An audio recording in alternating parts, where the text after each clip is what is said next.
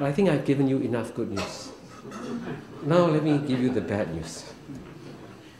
The bad news, and this unfortunately is really bad news, is that the West, which has always been, I mean literally, not metaphorically, been part of the solution to many of the great global challenges, is now becoming, unfortunately, the problem.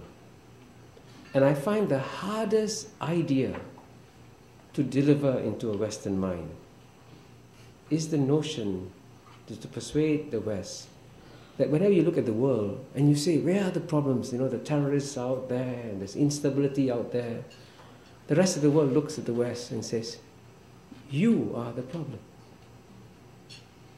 And this is how a majority of the 88% of the world's population who live outside the West now view the West.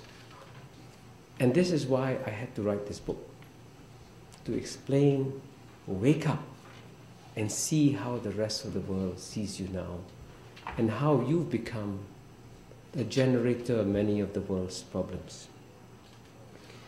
And how has the West begun to generate global problems?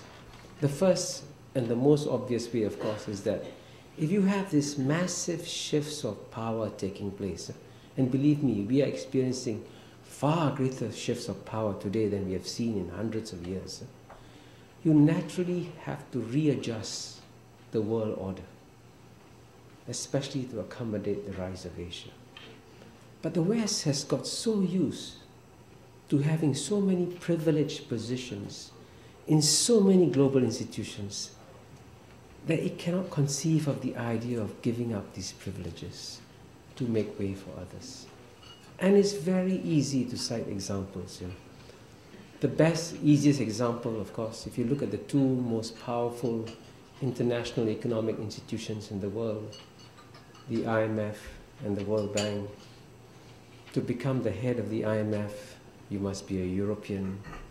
To become the head of the World Bank, you must be American. And 3.5 billion Asians don't qualify, even though the world's fastest growing economies are in Asia, even though the world's largest pool of foreign reserves, $3 trillion, is in Asia, and even though today I think Asia is producing more PhDs in economics than anybody else is, and Asians don't qualify to run the IMF or the World Bank. And by the way, this rule was reaffirmed as recently as 2007. And not one leading Western voice said, when the head of the IMF fell open, isn't it time that we shared this responsibility with others, with other responsible stakeholders in the world? Not one voice said it. And that silence, which you all did not notice, was noticed by everyone else in the world. You see, they will never give up the power that they've got used to. And here in New York, of course, you see another example of it in the UN Security Council, which, you know, is clearly the world's most powerful international political organization. It makes decisions that are binding on member states. It can authorize the use of force. And clearly, as you know, when the Security Council did not authorize the use of force in Iraq, it created enormous problems for America. So it is an important organization.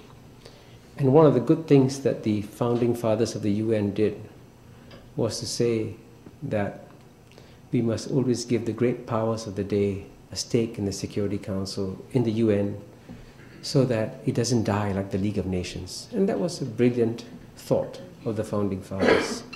But I think what they had in mind was that you should see either the great powers of the day or the great powers of tomorrow in the Security Council, but not the great powers of yesterday.